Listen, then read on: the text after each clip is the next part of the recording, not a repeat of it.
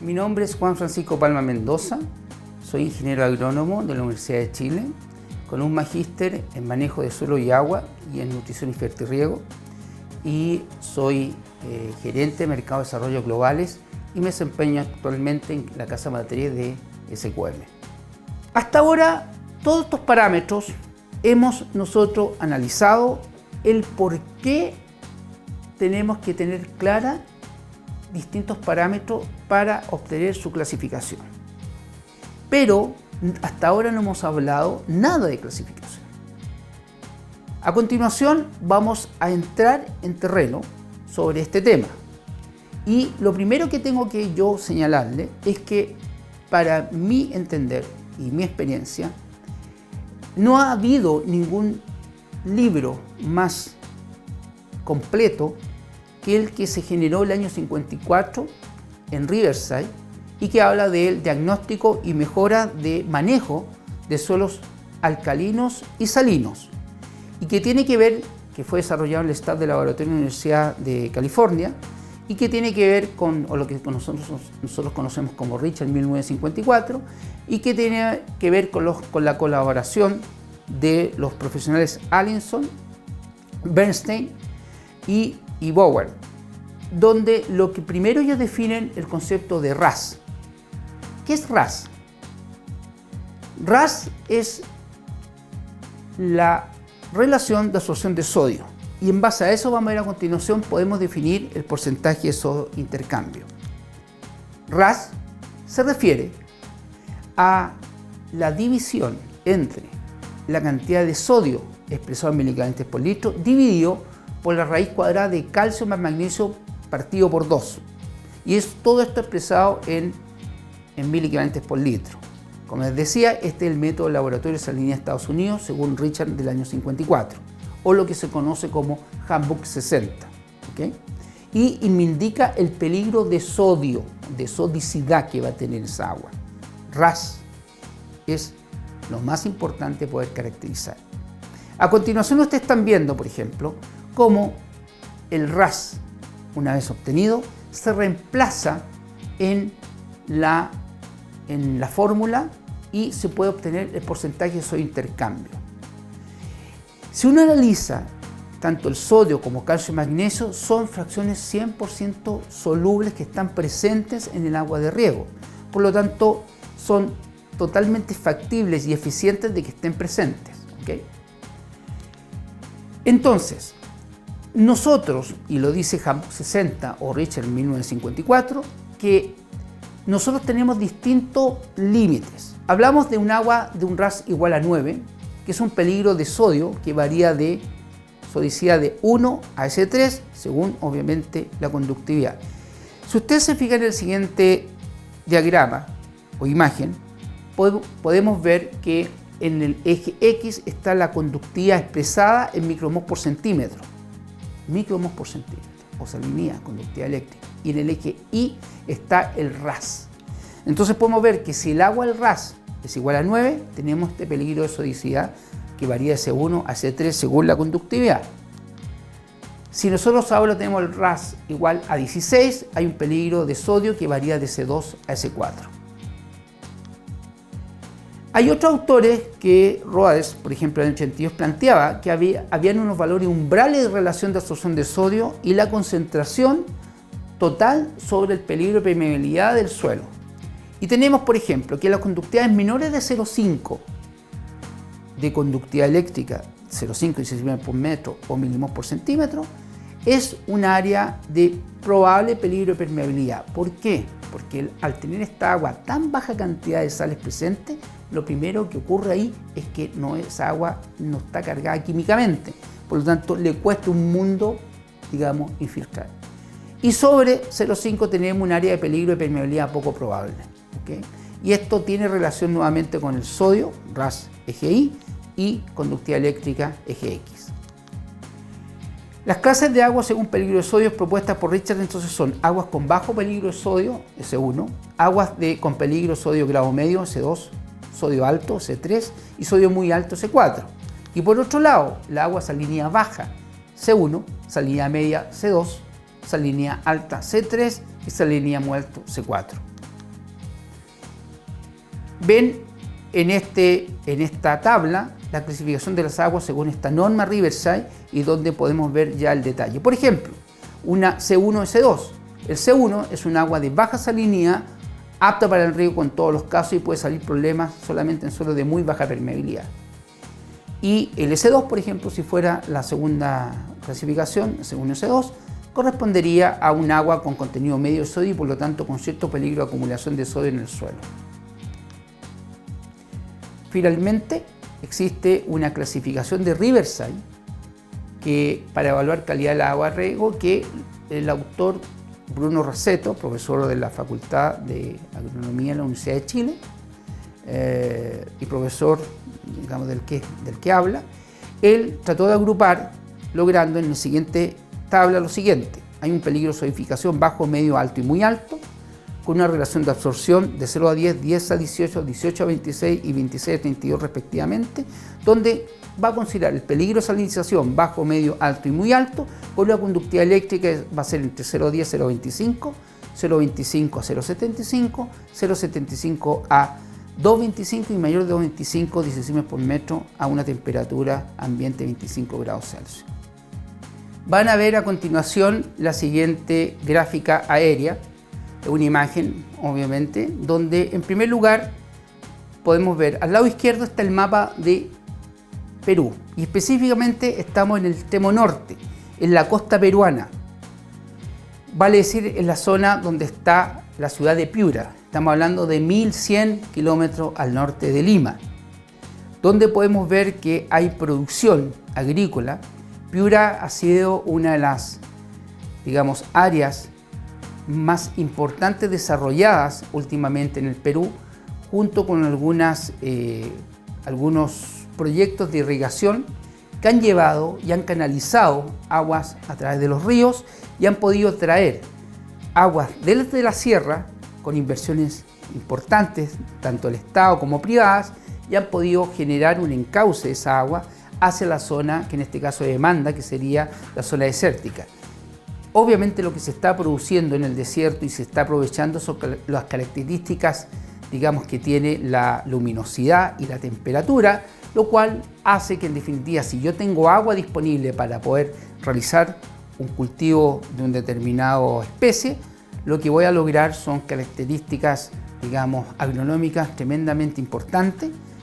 Vamos a tener precocidad, vamos a aumentar mayor productividad, las capacidades fotosintéticas de sus cultivos se va a ver incrementada, las producciones de materia seca también, etcétera, etcétera.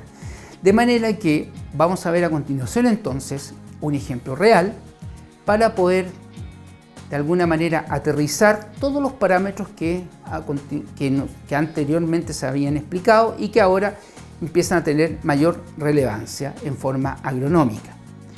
Entonces, como ven ustedes, ahí ven ustedes pegado al puerto de Paita, vendría a ser hoy día el principal puerto del norte de embarque de fruta, en general un embarque frutero, que podría ser equivalente a puertos, por ejemplo, en Chile, en su momento Valparaíso o en este caso de lo que es San Antonio. ¿Okay? Entonces, donde en este sector de Piura podemos ver que está una empresa, que es nuestra parte, nuestra staff de clientes, donde nosotros asesoramos y realizamos monitoreos permanentemente del agua de riego, y donde tenemos en este momento, por ejemplo, un río que dice río Curumuy o río Piura. ¿Qué es lo que está ocurriendo acá? Si ustedes se fijan, viene el río Curumuy, que es un río que viene de un sector, y está el río Piura que logra agarrar los deslindes de la zona más rural, digamos, y poblacional que tiene Piura. De manera que es posible que nos encontremos en un punto de encuentro en donde nosotros tenemos que generar una alícuota del río Curumuy o del río Piura para poder encauzar nuevamente hacia el sector donde ustedes están viendo la producción de una empresa agrícola, por ejemplo, donde hay una cantidad, en este caso son alrededor de 3.000 hectáreas. Entonces, lo que se utiliza en ese momento es un agua que viene de un río, Curumuy, versus otro río que viene del río Piura. ¿Qué sucedía en ese entonces, por ejemplo, en 2012, en diciembre del 2012 con el río Curumuy? Era un agua que estaba clasificada Riverside C2S1, un agua de dureza blanda. A los 6 meses, esta cambiaba a ser un agua de, digamos, por decirlo así, de peor calidad. Es una clasificación de C2S1 pasa a ser C3S1 y de blanda pasa a ser semidura. Esto se ve reflejado en que la conductividad pasa de 0,37 a 1,08 y la cantidad de sodio de 1,47 miliequivalentes pasa a 6,3. Y en el caso del cloruro de 0,74 miliequivalentes por litro pasa a 4,06. Vale decir, se empeora. El caso del río Piura, en diciembre este río prácticamente era una clasificación C5, C3, agua muy dura, como la están viendo ustedes acá en el detalle, y pasa a ser una agua ya dura y donde claramente tenemos digamos levemente una mejora, claro, de una conductividad que era prácticamente impracticable, de 4 pasa a 1 de conductividad y de un sodio de 23 pasa prácticamente a sodio del orden del valor que ya está de sectores dentro del rango manejable. Lo mismo pasa con el cloruro. Entonces, de alguna manera, lo que uno tiene que hacer, como ven ustedes ahí en la gráfica, de hecho, yo soy la persona que estoy en ese momento tomando, se puede tomar con un conductivímetro, digamos, en forma directa, en todos los sectores que uno pueda realmente entender y poder rápidamente, in situ, caracterizar químicamente algunos parámetros. Nuestro equipo de SQM precisamente tiene las formas poder obtener, de hecho, esos fueron obtenidos in situ, vale decir, podemos determinar sodio, calcio y magnesio para poder determinar el RAS y con ello la conductividad también, y cruzamos a dos información, RAS y conductividad, y podemos clasificar Riverside. Y también podemos determinar pH, sodio y cloruro in situ, lo cual nos va a permitir obviamente tener muy claro hasta qué punto van a llegar estos dos elementos que son tóxicos para las plantas. Entonces, lo que uno hace en forma práctica, toma qué alícuota, dependiendo del tipo del año o al momento en tomar la muestra. Entonces, lo que uno sugiere en este tipo de evento, que el productor vaya mensualmente analizando, digamos, todos los parámetros, especialmente conductividad, pH, sodio, cloruro, boro, y también la presencia de algún elemento, por ejemplo, que pudiera estar presente, como por ejemplo podría ser altos niveles de calcio o altos niveles de magnesio. Hemos hablado de RAS. RAS, repito, es la tasa de absorción o el ratio de absorción de sodio. Pero el RAS nos sirve para entrar a otro parámetro que es muy poco conocido, que se refiere al RAS ajustado. ¿Qué significa el RAS ajustado? El RAS ajustado trata de caracterizar a través de la siguiente fórmula que ustedes están viendo a continuación, que es el RAS ajustado, es multiplicar el RAS por un factor de 1 más 8.4 menos pHc. ¿pHc qué es?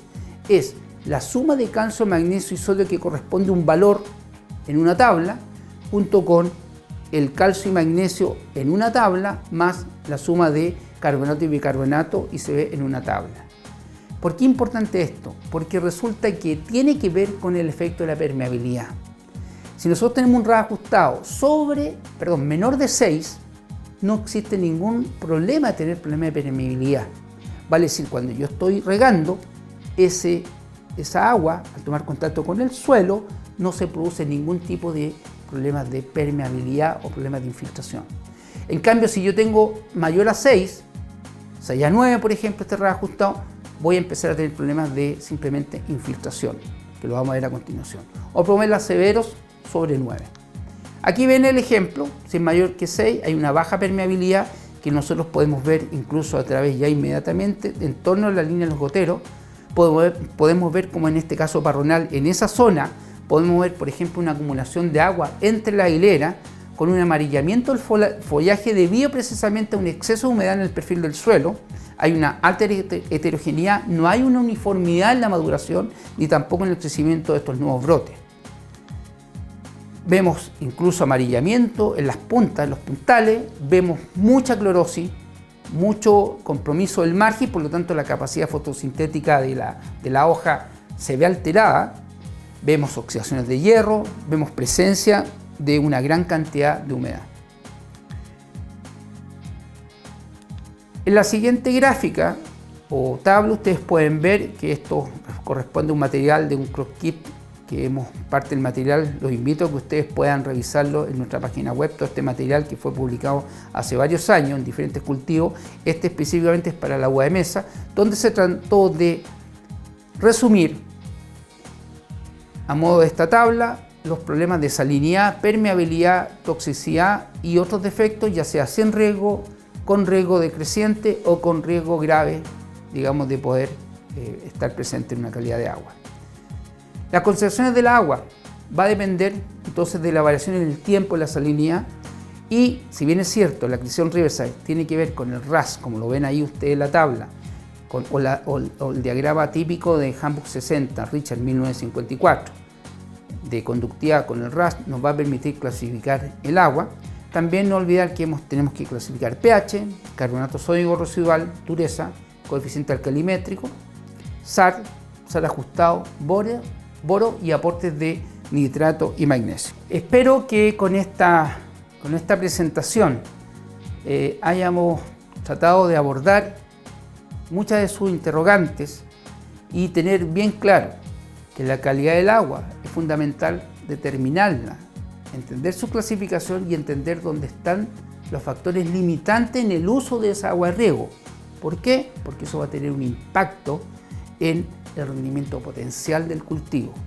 El agua, definitivamente, no solamente, mucha gente cuando uno visita a un productor le dice, no, el agua es buena, pH tiene tanto y conductividad tanto, pero en realidad pH y conductividad a mí no me dice absolutamente nada.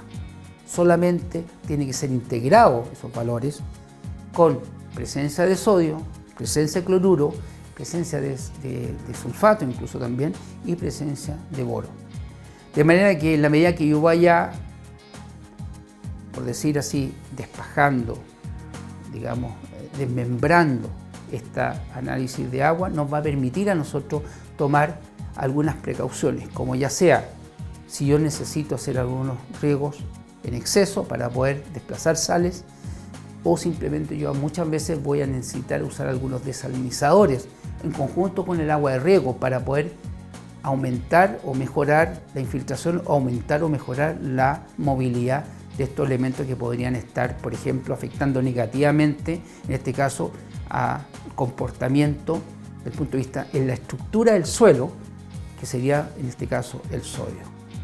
Así que le agradezco esta oportunidad que nos dan como compañía de poder haber hablado de un tema que quizás puede ser muy básico, pero ustedes, como habrán visto, está lleno de detalles, y que la gente que nos dedicamos al tema de fertirrigación a nivel mundial, aunque ustedes no lo crean, muchas veces es necesario que nosotros viajemos con muchos equipos analíticos para poder hacer buenas recomendaciones in situ a nuestros clientes. Así que muchas gracias por su atención, y los invito a que sigamos o que tengan el ánimo de poder seguir esta jornada de filmaciones de cursos de capacitaciones técnicas que ha encauzado SQM. Y les vuelvo a repetir, este tema hoy día, que es diagnóstico de agua de riego, tiene que ver con un concepto que es manejo de la salinidad de un cultivo bajo fertirriego. Muchas gracias.